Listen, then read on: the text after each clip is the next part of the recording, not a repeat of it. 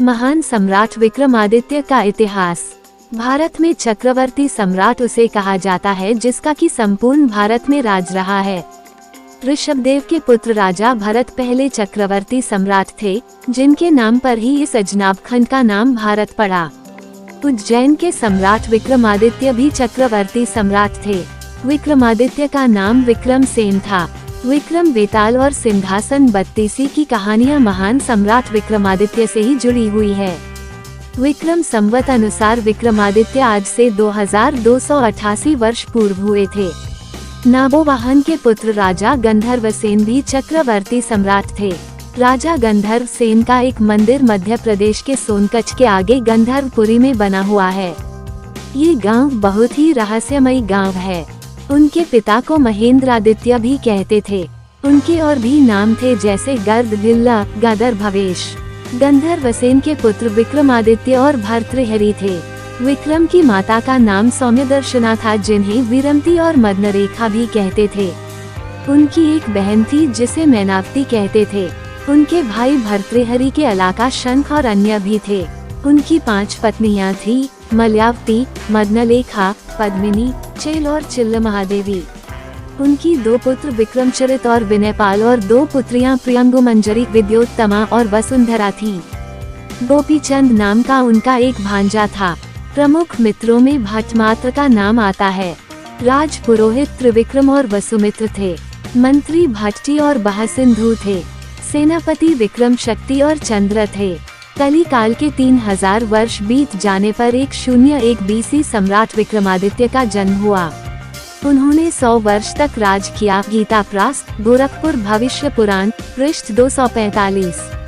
विक्रमादित्य भारत की प्राचीन नगरी उज्जैनी के राज सिंहासन पर बैठे। विक्रमादित्य अपने ज्ञान, वीरता और उदारशीलता के लिए प्रसिद्ध थे, जिनके दरबार में नवरत्न रहते थे। कहा जाता है कि विक्रमादित्य बड़े पराक्रमी थे और उन्होंने शकों को परास्त किया था। सम्राट विक्रमादित्य अपने राज्य की जनता के कष्टों और उनके हालचाल जानने के लिए छद्मवेश धारण कर नगर भ्रमण करते थे। राजा विक्रमादित्य अपने राज्य में न्याय व्यवस्था कायम रखने के लिए हर संभव कार्य करते थे। इतिहास में वे सबसे लोकप्रिय और न्यायप्रिय राजाओं में से एक माने गए हैं। कहा जाता है कि मालवा में विक्रमादित्य के भाई भर्तृहरि का शासन था। भर्तृहरि के शासन काल में शकों का आक्रमण बढ़ गया था। भर्तृहरि ने वैराग्य धारण कर जब राज्य त्याग दिया तो विक्रम सेना ने शासन संभाला और उन्होंने ईसा पूर्व 57-58 में सबसे पहले शकों को अपने शासन क्षेत्र से बाहर खदेड़ दिया। इसी की याद में उन्होंने विक्रम संवत की शुरुआत कर अपने राज्य के विस्तार का आरंभ किया। विक्रमादित्य ने भारत की भूमि को विदेशी शासकों से मुक्ति कराने के लिए एक बृहत्तर अभियान चलाया। कहते हैं कि उन्होंने अपनी सेना की फिर से गठन किया। उनकी सेना विश्व की सबसे शक्तिशाली सेना बन गई थी, जिसने भारत की सभी दिशाओं में एक अभियान चलाकर भारत को विदेशियों और अत्याचारी राजाओं से मुक्ति कर एक छत्र शासन को कायम किया।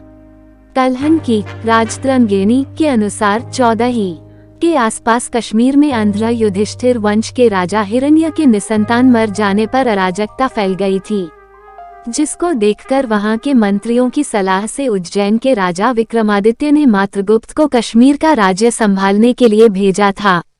नेपाली राजवंशावली अनुसार नेपाल के राजा अंशुवर्मन के समय में उज्जैन के राजा विक्रमादित्य के नेपाल आने का उल्लेख मिलता है।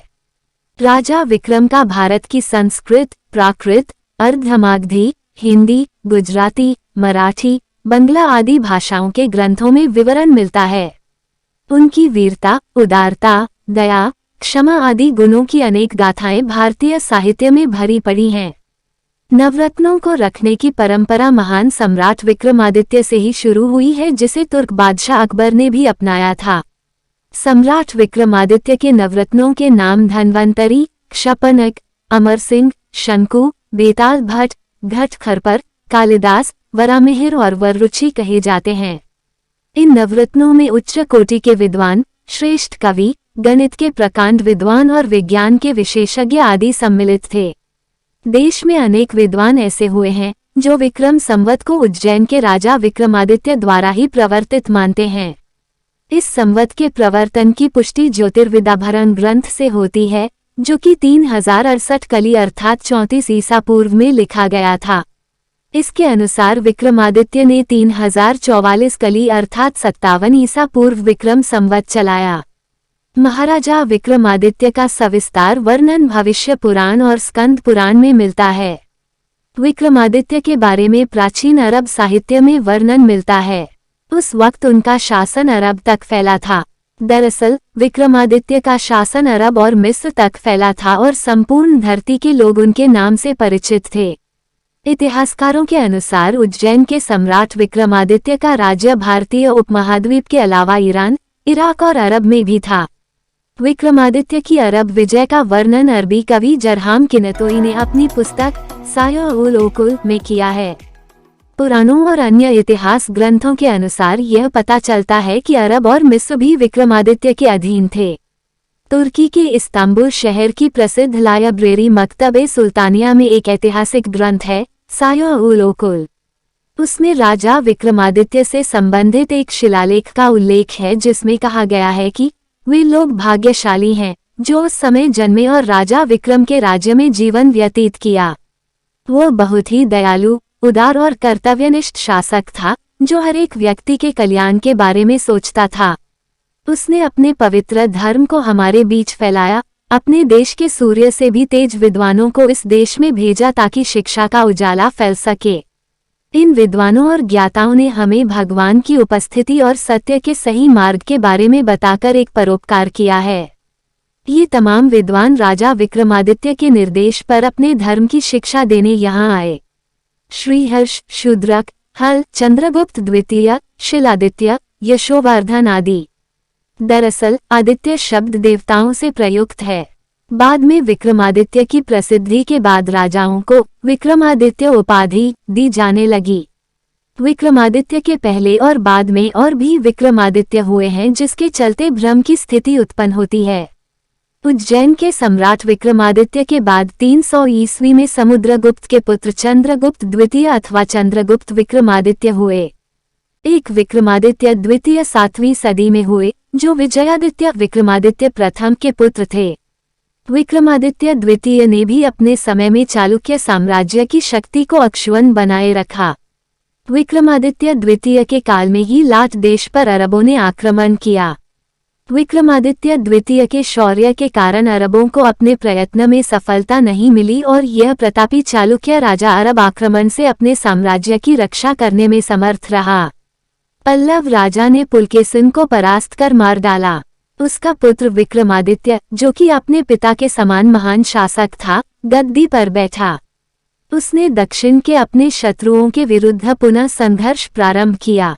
उसने चालुक्यों के पुराने वैभव को काफी हद तक पुनः प्राप्त किया।